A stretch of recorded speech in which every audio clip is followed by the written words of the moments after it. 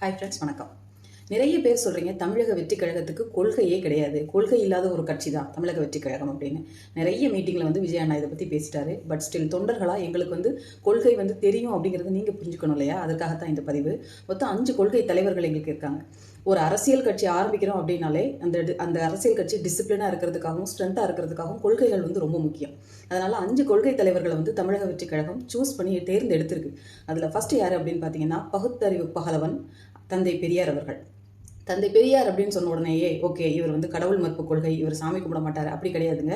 Actually எங்களுக்கு தெய்வ நம்பிக்கை இருக்கு. நாங்கள் யாருடைய தெய்வ நம்பிக்கையும் எந்த மத நம்பிக்கையும் உதாசீனப்படுத்த மாட்டோங்கிறத ஸ்ட்ராங்காக சொல்லிக்கிறோம். அப்படிங்கிறதே எங்கள் கொள்கையோட ஃபர்ஸ்ட். ஏன்னா நாங்கள் பிறப்புக்கும் எல்லா உயிருக்கும் மதச்சார்பு இல்லாதவங்க. அப்போ எதுக்கு பெரியார் எடுத்துக்கிட்டோம் அப்படின்னு பார்த்தீங்கன்னா, பெண் விடுதலை, பெண் கல்வி, பெண்கள் முன்னேற்றத்திற்காக அவர் பாடுபட்டவர். அந்த பாயிண்ட்டுக்காக நாங்கள் பெரியவரை கொள்கை தலைவராக எடுத்துக்கிறோம், பெரியார் அவர்களே.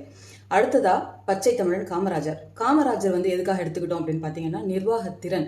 அவர் ஒரு பார்ஷியாலிட்டி இல்லாத சிம்பிள் பட் லெஜெண்டான ஒரு நிர்வாகத்திறன் கொண்டவர். அதற்காகவும் பிளஸ் சமூக நீதிக்காக போராடியவர் அப்படிங்கிறதுக்காகவும் காமராஜரை நாங்கள் கொள்கை தலைவராக எடுத்துக்கிட்டோம். அடுத்ததா பார்த்தீங்கன்னா, இந்திய துணைக்கண்டத்தின் அரசியல் சாசனத்தை எழுதியவர் யாருன்னு பார்த்தீங்கன்னா அண்ணல் அம்பேத்கர். இவர் சமூக நீதி, சமநீதி பிளஸ் வகுப்பு வாரி பிரதிநிதித்துவம் இது எல்லாத்தையுமே முன்னெடுத்துட்டு வந்தவர் அம்பேத்கர். அதனால அவரை நாங்கள் கொள்கை தலைவராக எடுத்துக்கிட்டோம்.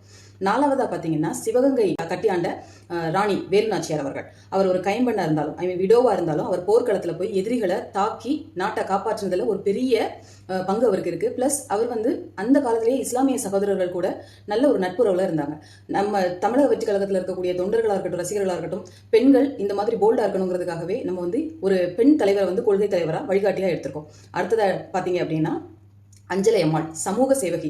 இவங்களும் பார்த்தீங்கன்னா சமூக நீதிக்காகவும் சமூக முன்னேற்றத்திற்காகவும் போராடி அப்பவே ஜெயிலுக்கு போனப்போ பிரெக்னெண்டா இருந்துட்டு பரோல்ல டெலிவரி ஆகி கெத்தா மறுபடியும் குழந்தையோட உள்ள போனாங்க. அவ்வளவு தூரம் விஜய் அண்ணாவோட சகோதரிகள் எல்லாருமே போல்டா இருக்கணும் அப்படிங்கிறதுக்காகவும் பெண்களை கொள்கை தலைவராக கொண்டு வந்த முதல் கட்சி தமிழக வெற்றி கழகம் அப்படிங்கிறத நான் இங்க பதிவு பண்ணிக்கிறேன். இது போக கொள்கைகள் இன்னும் இருக்கு. இது 2வது மாநில மாநாடுல அண்ணா பேசியிருந்தாங்க. அது என்ன அப்படின்னு பார்த்தீங்க அப்படின்னா, பெண் குழந்தைகள், பெண்கள் மற்றும் வயதானவர்களுடைய பாதுகாப்பு எங்களுடைய ப்ரையாரிட்டி. எங்களோட கொள்கையில மெயின் ப்ரையாரிட்டியே இந்த 3 பேரோட பாதுகாப்பு.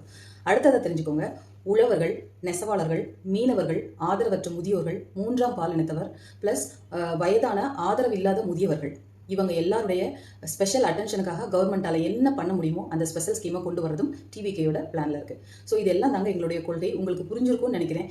இதுக்கு மேலேயும் விளக்கம் வேணும் அப்படின்னாலும் மென்ஷன் பண்ணுங்க, திருப்பி ஒரு வீடியோ போட்டுருவோம். தமிழக வெற்றி கழகத்தில் இருக்கக்கூடிய நம்ம தொண்டர்களும் தெரிஞ்சுக்கட்டும், ஷேர் பண்ணுங்க. தேங்க்யூ.